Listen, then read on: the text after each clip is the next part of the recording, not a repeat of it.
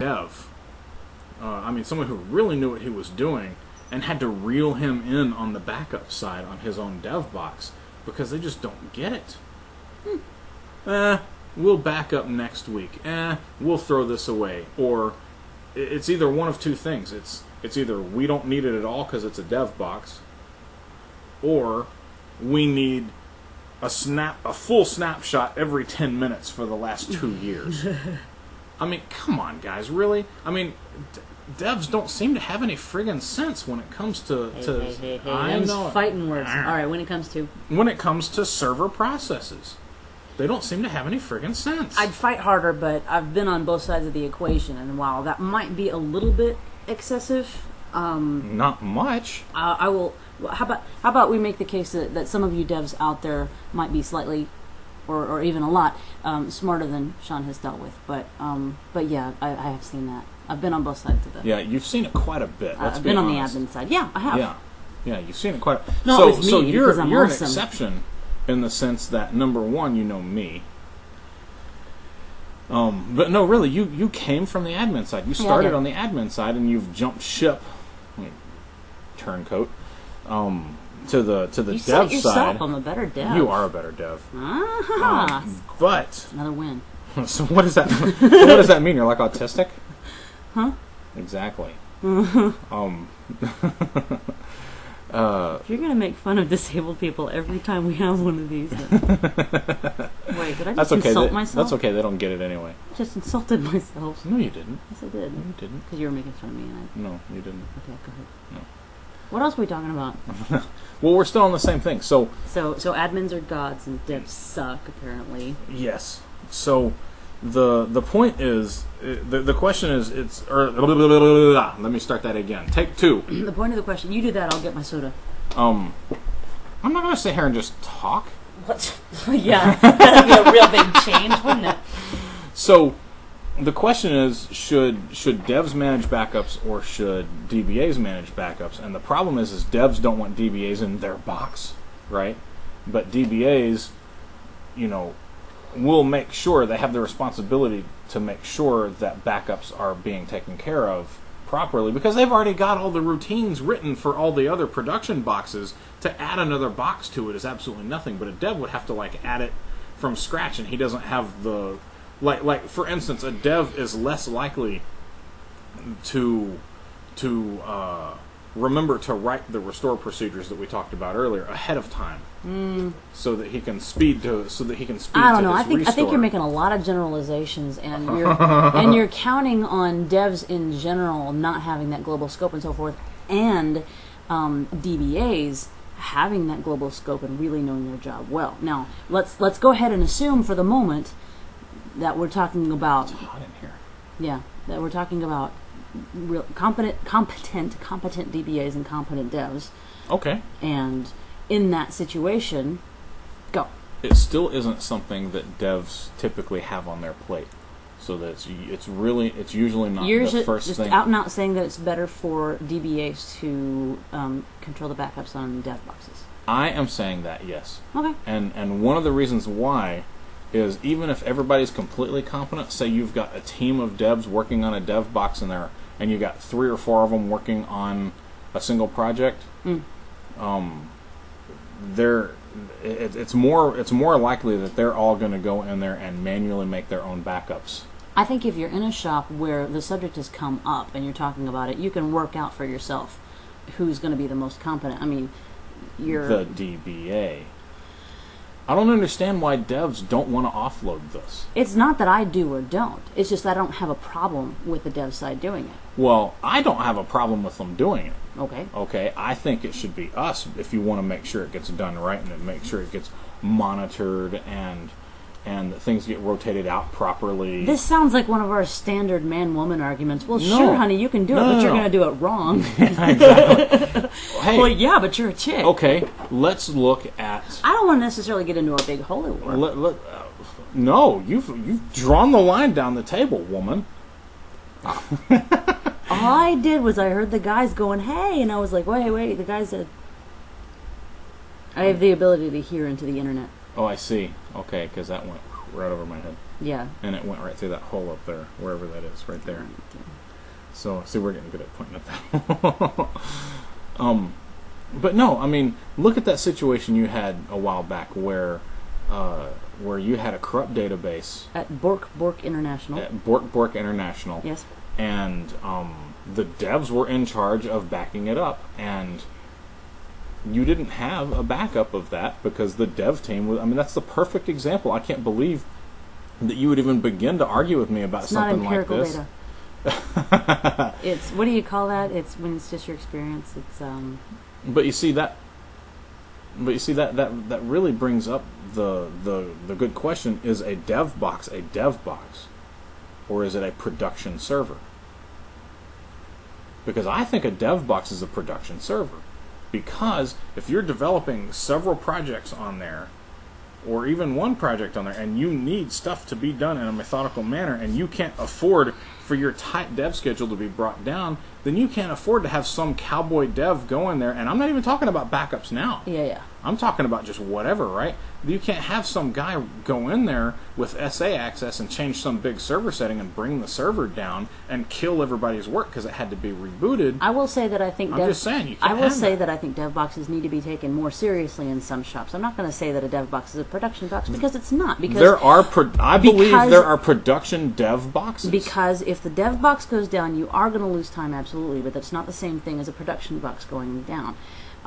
With customers actually coming face to face with looking and saying the service that I'm paying for is not available right now. There's a difference between that and the functionality that I want has been pushed back 2 weeks because some jackoff did something. Not really, because you take any decent shop that is on a timeline, that is on a deadline to get this out, because they've got a customer waiting for them, and they could be charged SLA fees out the ass for something like that.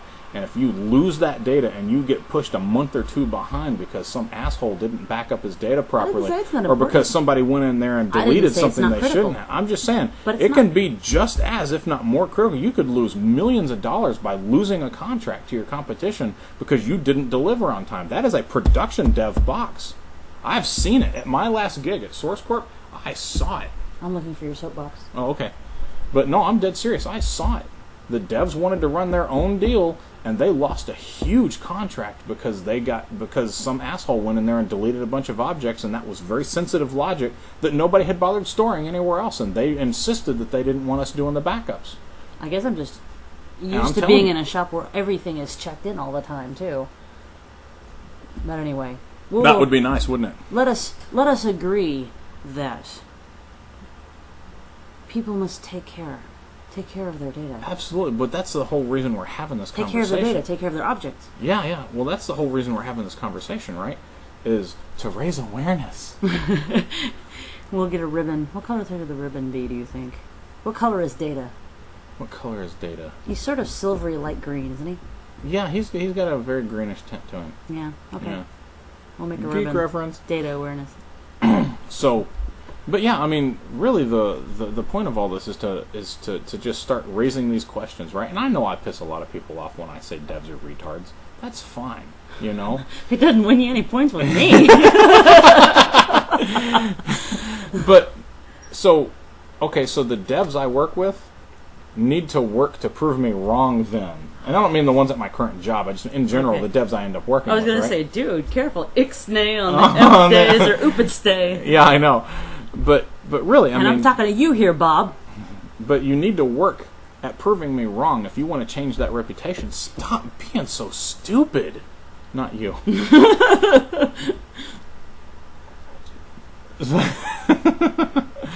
But, I mean, the crap we hear. I mean, okay, as another really good example, at my last big gig, we had a...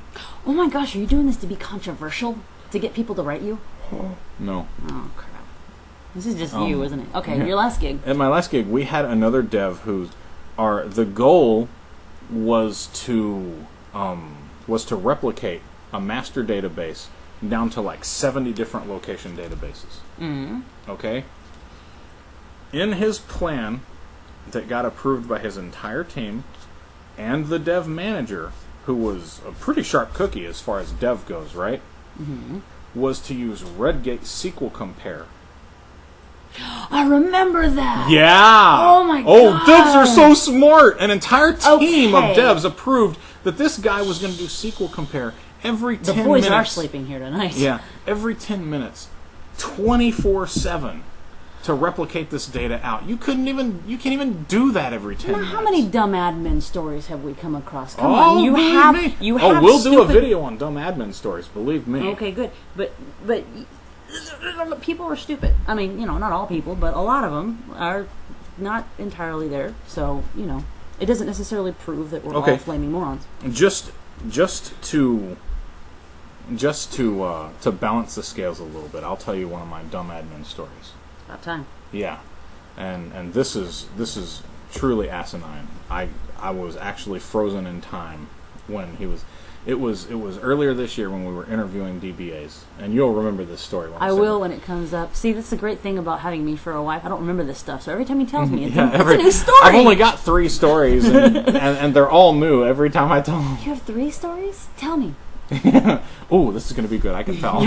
Okay, so you had a guy interviewing. So I had a guy interviewing, and it was doing a phone interview, and I was asking him about backups because he said he was an expert in backups. Never say expert in an interview, guys. Yeah, I know. Ever. I don't even say I'm an expert in anything. Ever. Especially me, right? Yeah. Well, no. So. Well, wait. Yeah. So okay, I asked him, and this is one of my classic kind of trick questions, right? To see if you really are an expert. Note this down. Because if you're an expert, you ought to know something like this, right? Okay. I said, how do you restore a single table from a native SQL backup? Timing. Yes, ingredients actually. Ingredients. But, and of course the answer is that you can't, right? Native SQL backups don't have that functionality. But if you're an expert, you ought to know that. That's a gimme. To me, that is my gimme question to an expert. That's not entirely the case, the way you ask it. I said in a No. native SQL backup. I'm not talking about that. I'm talking about that next step after you give your answer. You don't remember this? The way you asked me. Oh, yeah. Okay. Well, no. Yes. I know what you're saying now. So it really all depends on what their first answer is. Yes. If their first answer is you can't do that, then I go, okay, great. Then you know something about backups. Now we can go on, right? Because when you tell me you're an expert in backups, that's probably the first thing I'm going to ask you because that's something you should know. Sure. I'll also ask, how do you encrypt a SQL backup? Right? So if they say, well, I don't know, or they start faffing about or something like that, then I'll say, okay, I'll tell you what. The VP of your division is on a rampage. You don't have the disk space to restore the entire 5 or 7 terabytes for this 200 meg table, right? And heads are going to roll. Somebody's ass is going to be out the door if this data doesn't get restored. Put the pressure on them, right? Yeah. And that's usually when they say, well, there's a flag for that. I can't remember exactly what it is right now, but I've done it before. So there's a flag for that. I just look it up in BOL and I would do it. So because nobody wants to say it can't be done in an interview, right? Yeah. So anyway, back to the story though, right? Yeah, sorry. So I asked this guy this question: how do you restore a single table from a native SQL backup? And you know what he told me? They told me he was dead. He told me replication. You publish it through replication, and then you can just publish that article, that table as an article. What? And I said, pardon? And you go over this, you get this, you go into this dream state of, I can't believe what I just heard. I've got to, is English my native tongue? Because you couldn't possibly have said what I thought you said, right? And I said, now say that again. And he repeated it. And I said, so you're telling me, just so that there's no misunderstanding, right? You're telling me that in order to restore a single table from a native SQL backup. From a native SQL backup. That's the key part. Right. You are going to publish the backup file itself as in a transactional replication, and you are going to set it up as that table up as an article in that publication. You're going to subscribe to it, and that's how you're going to get it. Yes. Well. And when's the last time you did something like this? Actually, I said, well, how would you do that? Walk me through the steps of setting up a backup file as a replication publisher, right? Sure.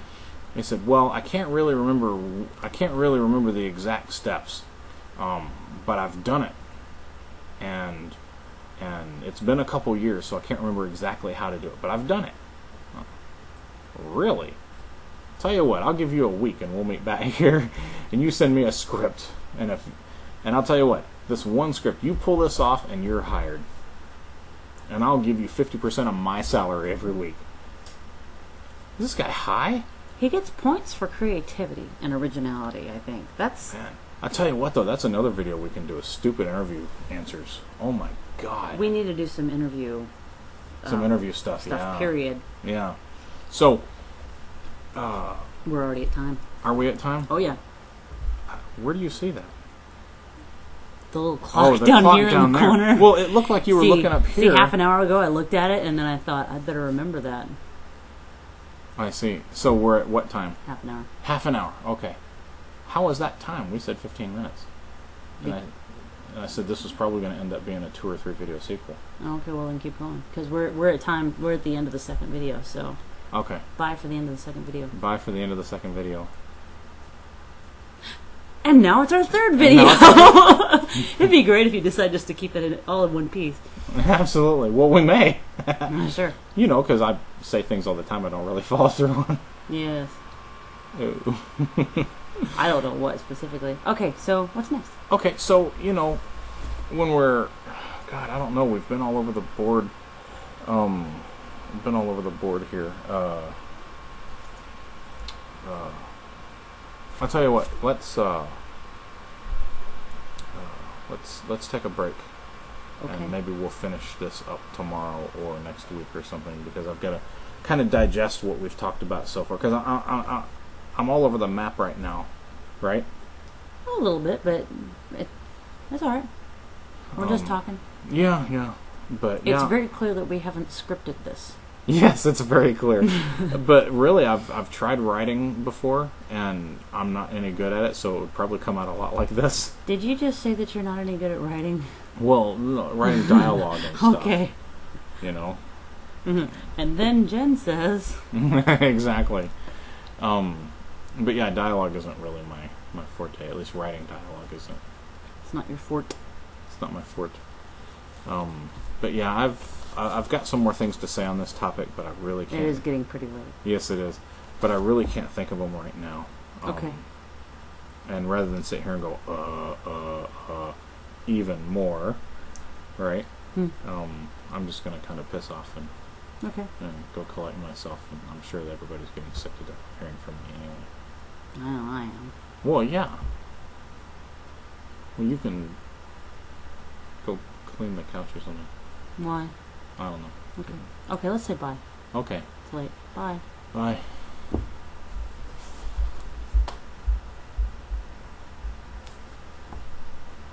Did you actually, push the button? No. Are we going to push the button? Yeah.